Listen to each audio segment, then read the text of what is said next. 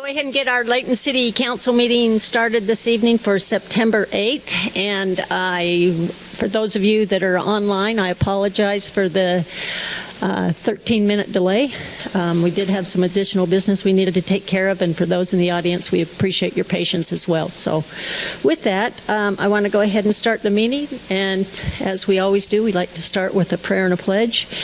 And it is a new month, and so Councilmember Morris is going to be conducting those. Thank you, Mayor. I'll offer a opening prayer, and then after I'll ask everyone to stand and we'll recite the Pledge of Allegiance. Our Father in heaven, we are grateful this evening to be gathered in the city of Layton. We're grateful for those that serve, grateful for the employees, their families, and all who call Layton home. We ask a blessing this evening on our deliberations, that will be civil, that we will be blessed with wisdom. And have good discussion. And these things we leave with in the name of Jesus Christ. Amen. Amen. If you'll just stand, please.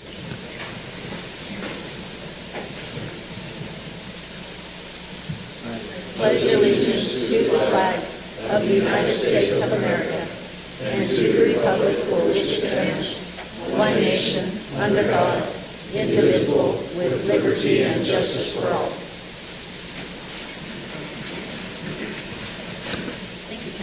Thank you, Councilman Morris. We'll move on to, actually this meeting, we don't have any minutes, but if there's any municipal events that the council would like to share with us, please do so at this time. Councilman Roberts. Thank you, Mayor. Some family recreation activity, a family recreation activity coming up next Friday, September 12th. It'll be the Park After Dark here in Layton Commons Park. Lots of fun activities, games, entertainment for the whole family. Come cook some s'mores and get your fingers sticky, as it always happens. So, yeah, Park After Dark, September 12th, 7:30 to 9:30 p.m. Thank you, Mayor. Okay, thank you. And once you might want to take your family to the Park After Dark, the next day on September 13th is a Saturday, and that's the day we'll be acknowledging our 9/11 Day of Remembrance service, which I know many folks in the city participate in this, and I want to say thank you in advance. I know that there's a lot of projects that are lined up, but it's open for any and all folks to come out and enjoy a good day of service and be able to kind of just build that good community camaraderie with one another. So if you want any information on that, there is a website called Just Serve, and just Google them, and you can go in there, you can see the different projects, see what's close to your home, and sign up if you'd like. So, Council, any other announcements? Okay, Thank Ms. you. Edmondson. So on September 15th, Northridge High School will be having the Ridge City Community Event. Layton Communities That Care will be there. We'll actually be at all of these events I'm about to mention. The next one is, the mayor already talked about the 9/11 Day of Service. September 24th, we have our fire station open house, which is a huge family activity event here in the city. So we invite you to Station 54 to participate in that. And then we have two other events that are more specific to the Communities That Care, which focuses on prevention of drug and alcohol use and suicide in our youth. And so October 6th through the 8th is Prevention Week. I invite you to find and follow Layton Communities That Care on Facebook, Instagram, or go to dbhutah.org to register for some of those events. And then the last thing I mentioned at last council meeting is for youth ages or grades 9 through 11. There's a Born to Succeed Youth Summit that the Communities That Care is partnering with. North Davis, as well as us and Central Davis, are putting on this Born to Succeed Youth Summit. It is free to any of your 9th through 11th or 9th through 12th graders, it will be at North Layton Junior High School, and that will be again on October 11th. So if you go to that website I mentioned already, dbhutah.org, you can register your kiddos for free. Thank you. Okay, very good. Anyone else? Okay, seeing that there's no more announcements, let's go ahead and move on down to our citizens' comment portion of our meeting. So this is where the citizens can make a comment on any item that they wish to address us. However, if you want to speak on our public hearing, then you could wait until then and make your comments for that particular item. So I'll now turn the time over to anyone who'd wish to address this governing body. Please keep in mind that we prefer you to keep your comments to 3 minutes or less. So, and state your name. Okay, seeing that there's no public comments, let's go ahead and move on to our consent items tonight. We do have 3 of them in our consent items. We can actually make a single motion to adopt all of them. So we'll start out with the first item, item number A, and Morgan Cloward is going to present this item to the council, and it's regarding the adoption of a My Hometown Layton Community Initiative Cooperation Agreement. Thanks, Mayor and Council. Yes, the My Hometown Utah Initiative is a community-driven program aided at revitalizing neighborhoods, fostering collaboration among residents, local governments, faith-based organizations, nonprofits, businesses, and volunteers. The core philosophy behind My Hometown is neighbors helping neighbors through improving housing, building social connections, providing educational opportunities, creating resilient communities where people want to invest their time, money, and efforts. It's not a one-time cleanup effort, but a long-term approach. By combining resources such as city equipment, church facilities for classes, and volunteer labor, this program addresses issues without a religious agenda in its community activities. Volunteers, including service missionaries from the Church of Jesus Christ of Latter-day Saints, who do not proselytize during these events, focus on empowerment rather than charity handouts.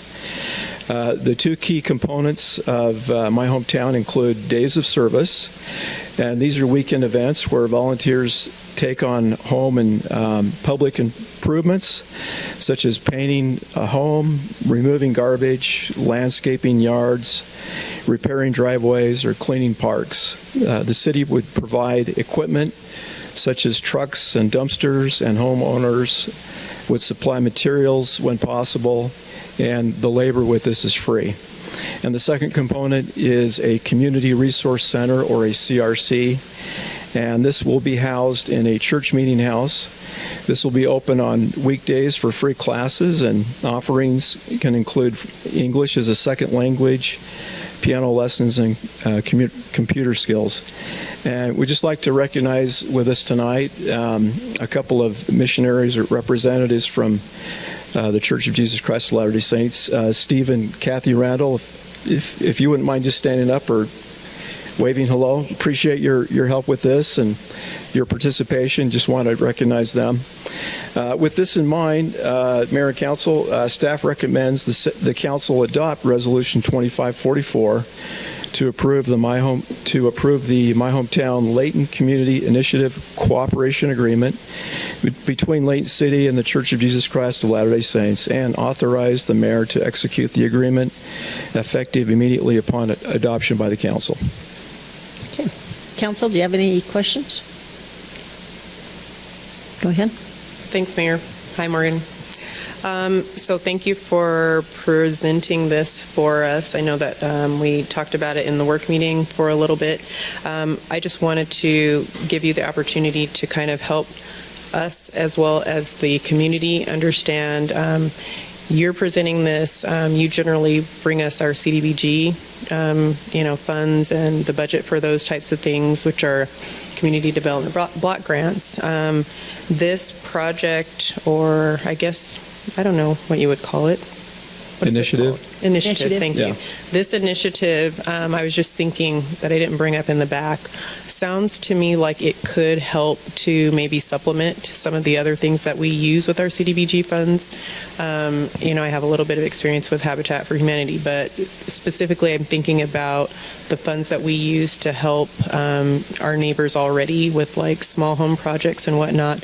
Do you see this type of a program helping to maybe even free up more of those types of funds to be able to help homeowners with larger projects with that money? Yeah, definitely. As you mentioned, we were already partnered with Habitat for Humanity within the community, and they have tackled projects that we could have some of our volunteers, some of our neighbors helping their neighbors, such as painting their house or fixing their fence or their driveway or things like that. They could help make those community development block grant funds go even further in our community.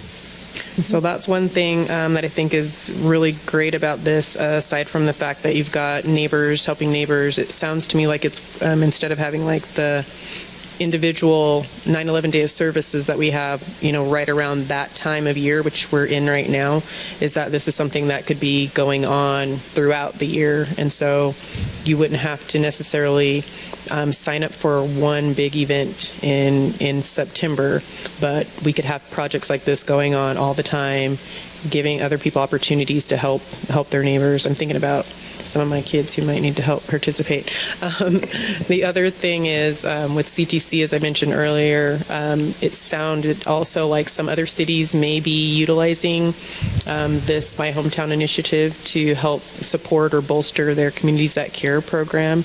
And so I know with CTC we have a lot of classes that we offer to families. Some of them are for parents specifically, some are for youth, and then some are for both. And then we have other spaces where we are looking for space for like a younger child who maybe are not participating in said class. And it sounds like this initiative could maybe help with that. Can you speak a little bit to that? Yeah, definitely. I think as we start to meet with the city department representatives, that will happen in 2 weeks, and more involvement from members of the community, not just members of the Church of Jesus Christ of Latter-day Saints, we can help to supplement and support those types of other efforts that are already established in the community. Great. Well, CTC is a Layton sponsored program, so thank you. Any other comments or questions on this? Morgan, you did a great job. I appreciate all your help in helping us stand this up, and also to the Randalls, and I know the Cravens and the Thompsons have also been involved. So again, thank you everyone, and I'm excited to get this program off the ground and running, because like I said, we have such great participation with the 9/11 day of service, but this is really about building an entire community and really beautifying our surroundings, and more importantly, having that feeling and comfort of knowing you're helping others. And I think that this is one of those programs that can do that, because it's all encompassing with everyone. No one's excluded from it. Yep. So thank you. Okay, thank you. Okay. Let's go on to item number B at this time then, which Mr. Jackson's going to be proposing a bid award.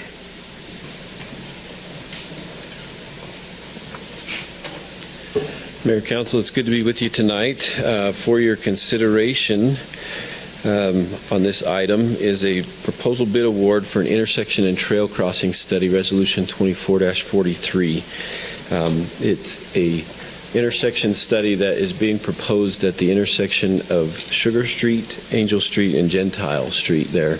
You can see a proposal for a road realignment to align the roadway at the intersection of Angel Street, Sugar Street, and Gentile to improve safety in this area. We have several busy things going on in this area with the trail, with the roadway in this area, the proximity to all of these things. So this proposal is to have Methods Consulting services, or provide consulting services to study and deliver recommendations on the design of this intersection as well as this trail. As you can see, the proposal would be to reroute the DNRG trail and then bring it up on this west side to be able to create a safe crossing for pedestrians, bikers, and anybody else using this area in this intersection. So the city solicited proposals from 3 consultants and received one back on January 23rd of 2025, and with Methods Consulting submitting that bid in the amount of $48,850 to provide the intersection study and the design assistance for us on that. So staff would recommend that the council adopt the Resolution 2543 and award the contract to Methods Consulting and authorize the city manager to execute the agreement for that trail crossing study. Is there any questions I can answer for anybody? Council? Yeah, you got a tilt-up building going up down there somewhere. Is that above? To the north of this image right there, there's a brand new warehouse building. So the road wouldn't. Yeah, we actually we've actually modified the alignment of the road to try and avoid impacts to that property as we've worked with the property owner and talked to them. Okay, thanks. Thanks, Steve. You might be able to see my car probably at that Chevron because that's usually where I'm at. But these initial drawings are our desires about what we think, and the idea of the scope of this proposal is to kind of see if we're aligned with what the professionals in the industry would recommend. Yes, and to look at maybe some more innovative ways to handle this trail crossing. We know it's a very busy trail crossing, and so we want to look at different alternatives and ideas as to whether or not this is, this is kind of the standard that we would look at normally, but to have them assist us and do some counts, pedestrian counts, bicycle counts, things like that, and then just a holistic other look at it to ensure that we're not getting down the wrong road before we get going on things. Yeah, it's such a big deal, not just for the intersection. We have a property owner that we're talking that obviously the road's going through, right? So we're making sure that they're being respected. But also, so many people cross that right there without going to the light. And I understand why, and I see it happen daily. Yeah. And so my hope is that this study will help give us some ideas. So I appreciate you bringing this up, and thanks for presenting it. Yeah, thank you. Councilman Morris? As part of the scope of this, has there been talk, I guess ever, about an underpass for that trail on both of those spots? There has been some extensive looks into that. The challenge with that is we've got one of the largest sewer lines in the city going through there, and then 3 high-pressure gasoline lines, so it makes it very difficult to do that. But we anticipate that we're going to have a conversation about all of those things to make sure that we're not missing something. The challenge would be that we're creating a second, we could get rid of that crossing, but then if we move the road to the north, we're creating a second crossing. So yes, we want to look at all of those things. Yeah. This is, to Councilman Bloxham's point of view, we frequent this area a lot and we see it daily, and people dart across there regardless of whether they have a light or not. And they will not go down to that intersection. So we've got to do something for the safety and welfare of our residents. And the traffic is increasing.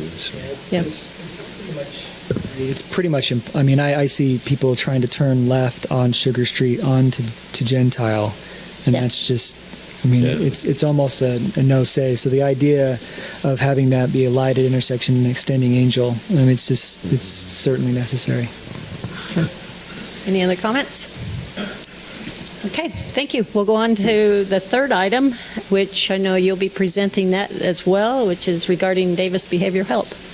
Yeah, so this item, Resolution 2545, is a letter of agreement between Layton City and Davis Behavioral Health regarding the handling of culinary water impact fees and water exaction requirements. So as I believe you all are aware, Davis Behavioral Health is building a facility down on South Main Street in Layton, just north of the current building that they're utilizing down there.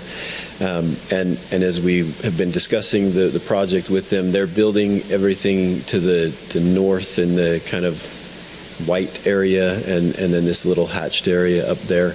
But part of the project is that they will install a master meter in the project that then will service all of the property, which are 2 additional buildings down here on the south end of their project.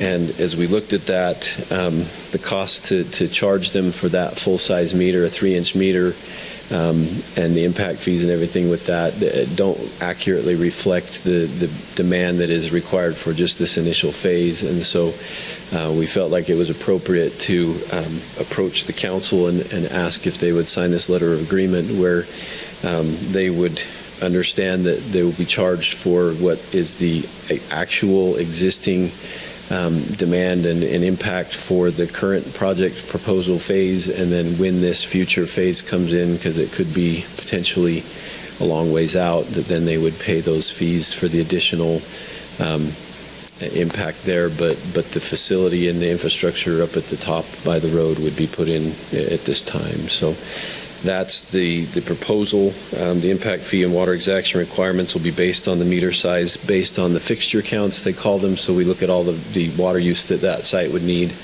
and we determine what that would be. That's what they'll pay for this first phase, and then the second phase, when it develops, they would pay those additional fees at that time. So staff recommends that council adopt Resolution 2545 and adopt and approve the letter of agreement between Davis Behavioral Health handling the water impact fees and water exaction requirements, and authorize the mayor to sign that letter. Is there any questions I can answer for you on this one? Questions? Yeah. Go ahead. So what you're going to install will cover the future. Yes. 3 inches? It's a 3-inch diameter meter. 3 inches will Yeah. cover it? Wow. Yeah. You can get a lot of water through And there. when we put in, just to help you understand too, when we put in a 2-inch meter, it can go in a kind of a manhole-sized vault, but when you go to a 3-inch meter, No, it's I a get lot it. bigger. And, Yeah. and so it's prudent to put in the larger size meter, but since the impact is really only on this first phase, we feel it prudent to allow them to just pay those fees and then Well, pay no, the second. I get all that, but I was just thinking 3 inches for all of that seems, I didn't realize that would cover that, but evidently it does. Yeah, 500 gallons a minute. Yeah, okay. No, that's good. The beauty of pressure. Yeah, I was just looking at that thinking, a lot of water going through there. Yeah. Okay. Anyone else have any questions or comments here? Okay. Thank you. Appreciate Mr. it. Jackson. Appreciate that. Council, I'll bring it back to you then for our consent items that have been presented. I'd look for a motion, and if you could, state the resolution number as well. Madam Mayor, I move that we adopt the consent items as presented. Item A, which is Resolution 25-44 for the My Hometown Layton Community Initiative. Item B, which is Resolution 25-43, which is a bid award proposal for a trail crossing and intersection study. And item C, Resolution 25-45, which is a letter of agreement between Layton City and DBH. Second. Okay, it's been moved in second that we adopt the consent items as presented. All in favor, please say aye. Aye. Any opposed? Okay, thank you very much. That's unanimous. We appreciate that. We'll now move on to item number 6, which is our public hearing. And Mr. Weston Apollone is going to present this item to us, and it's amending our Layton City Municipal Code. Thank you, Mayor and Council. Mayor, as you said, before you tonight is a text amendment to amend the municipal code. The current municipal code does not regulate the orientation of a home on a specific lot. In some situations, property owners have chosen to orient the front of the home towards the side or rear of properties. These circumstances usually present themselves on corner lots, infills, in existing subdivisions or flag lots. This can create complications with how the property is regulated. The designation of the front yard will determine the location of the side yards and rear yard, which in turn can affect how accessory structures, pools, fencing, and other improvements can be placed on the property. In addition, by orienting the front of the home to the side or rear of the property, even in limited circumstances, a home becomes inconsistent with the development pattern and characteristics of the existing neighborhood. And it can also create safety concerns in not having a front visible door easily accessible for emergency services. The proposed amendment before you covers these 3 points, which is the front of the home would face towards the street, the front door opens into habitable space, and there's a required pathway from the front door to the nearest public or private street.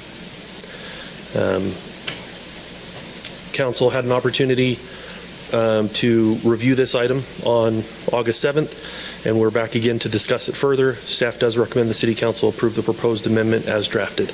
Be happy to ask or answer any questions you may have.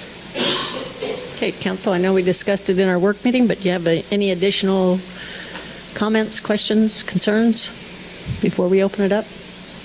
Go ahead. Yeah, Weston, the last bullet point right there. So if a driveway is relatively close to the crossing the front door, I mean, front door's on the side of the front of the house, the driveway's right next to it, would that constitute a pathway? Yeah. To the front door? Okay. We're not going to require someone to put a sidewalk to this, a walkway to the sidewalk where they have a driveway The right intent close isn't to to it. be overly heavy-handed with it. Okay. No. Appreciate it. Thanks. Wes,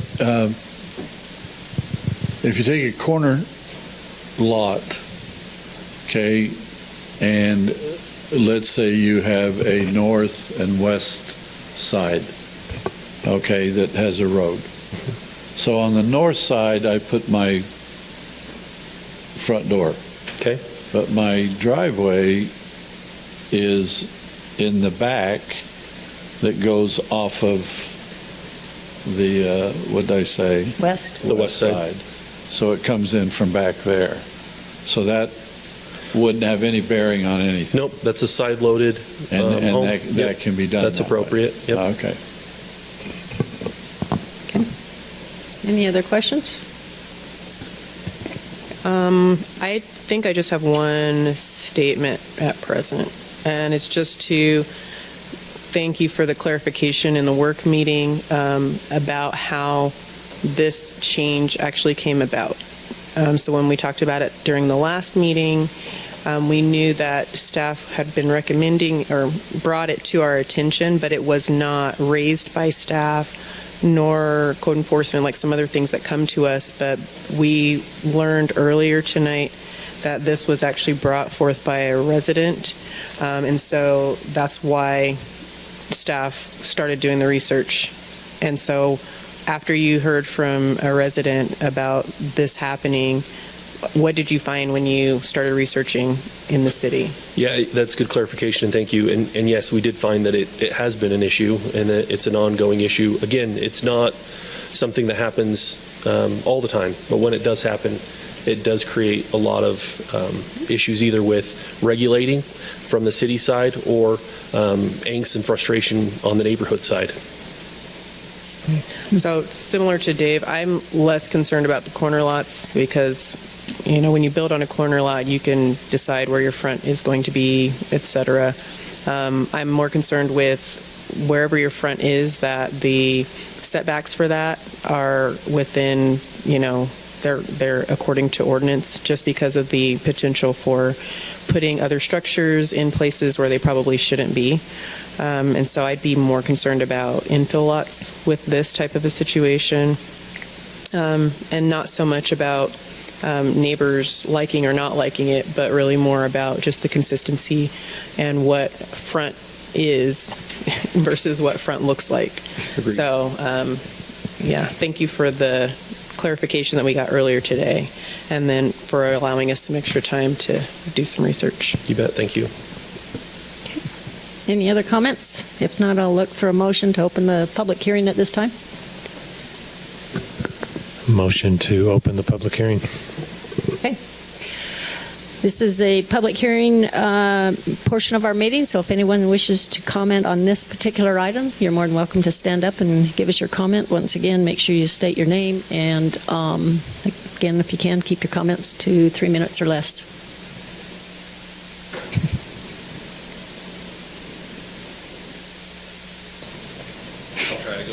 might take 4 minutes. Michael Christensen. I'll start with Councilman Smith-Edmondson's comment just a moment ago about the concern about structures on flag lots. After the work meeting, I took a moment to look at the city code, paragraph 19.05, table 5-1, 5-2. Those articles and tables as written already specify a minimum setback of 20 feet for accessory dwellings, both in the side yard and the front yard. So from that respect, I believe we have a solution looking for a problem. By my reading, you may need staff to clarify why that doesn't meet what they think this ordinance is going to do with existing code. On that avenue there, on the corner lots, I think the council sees that this is much less of a deal on corner lots. You already have your mandatory 30-foot side setbacks and 20-foot front setbacks. No safety issue, no structure issues on those. So really the issue is the infill. I think it was Councilman Bloxham you spoke in the work meeting about how this is particularly affecting existing new neighborhoods, or new effects on existing neighborhoods. I know from attending so many of your meetings over the past year that there's nothing this council dislikes more than being told what to do, whether it's by the sewer company or the garbage company or the state legislature. Okay. What this ordinance does is it takes something that's already really hard to do, add infill housing, and make it harder. Now, the surefire way to make sure that the state of Utah keeps impeding on your zone of control is to not solve the problems that are out there. There's a lot of power in the state capital from the populated cities, the Tier 1 cities, the Ogdens, Orms, Provost, Salt Lakes, West Valleys, who are already doing a lot for housing this and fix the housing crisis we have in Utah. And there's a bunch of rural communities out there with rural legislators and senators talking on Capitol Hill in Utah who can't help solve the problem because nobody wants to live there. There's no jobs there. You can't solve our housing problem in rural Utah because there's no reason for anyone of any significant number to go out there. So you now have two factions who are fighting against suburbia, and you're not going to win. And your best bet to weaken the hand and demands of the state is to get together with the League of Cities and Towns, and the mayor of Kaysville, and the City Council of Syracuse, and Clearfield, and Roy, and Tremonton, and Clinton, and West Point, and do something that causes enough movement on the needle that the state doesn't have to come after you and tell you what to do. Because they will until the problem is solved. And adopting ordinances like this that take hard things and make them more difficult, bullseye on your back. So I stand against the motion. Thank you. And I think that's everything. Okay, thank you. Anyone else?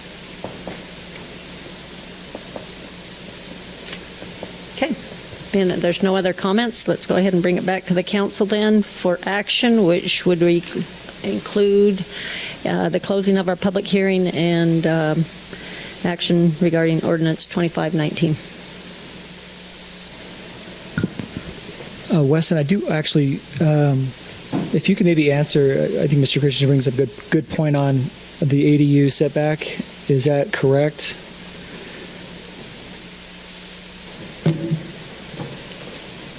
Let me see if I can pull this up from here.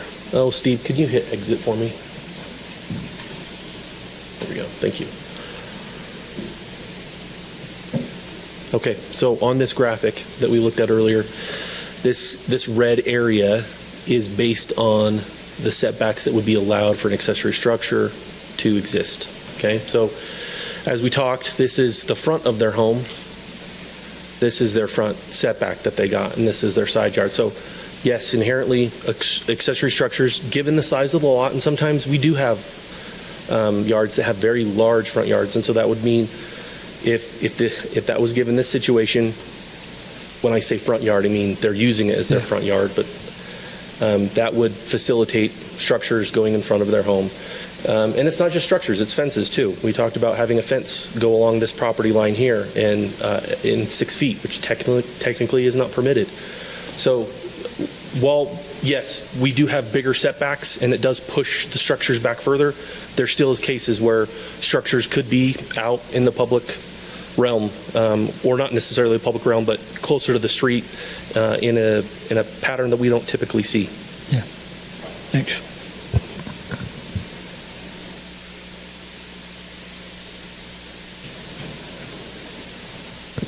Can you, I don't want to clarify this for you because you mentioned in the back though, this picture is showing how your ordinance does not want it to go. And so the front yard has the 25-foot setback, but you can't have an ADU structure in the front yard. Right, you couldn't have an ADU. But because this particular home is using their side yard as their front yard, this is oriented differently. And so I think, to speak to Mr. Christensen's question, the current setbacks are 20 feet. But when we're talking about ADUs, and let's be clear, we're not talking about preventing ADUs. We're talking about them being in an appropriate location. And so to speak to your density concern, this doesn't prevent that. It just prevents them from being placed in a location on a yard or on a lot where we would prefer them not to be placed. And so that doesn't get rid of, the spot. It just makes it look uniform.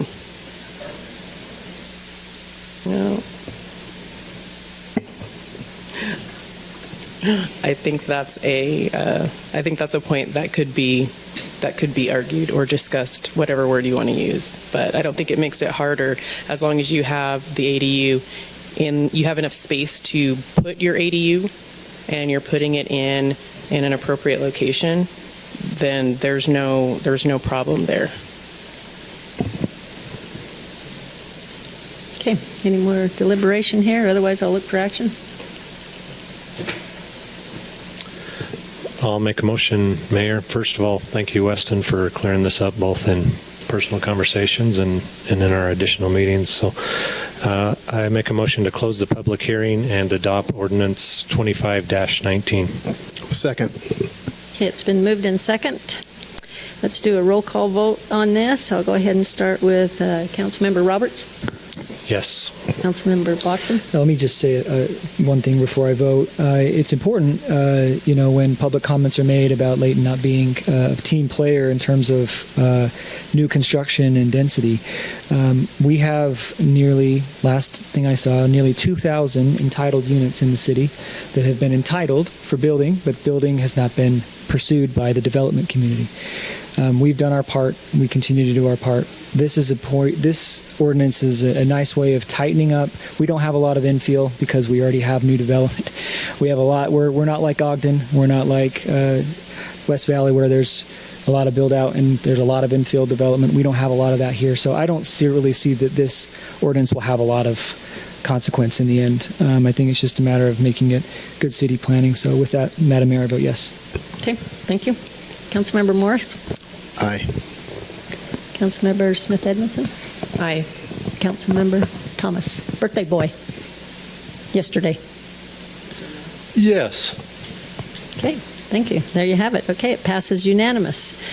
That was our last item on our agenda here tonight. I don't know if we don't have any unfinished business because we decided to take care of it earlier. So I appreciate once again everyone's patience. And with that, I'll entertain a motion to adjourn. Gee, I wonder who'll do that. I make a motion that we adjourn. Okay, thank you very much, and I hope everyone has a good evening and a happy weekend coming up. Thank you.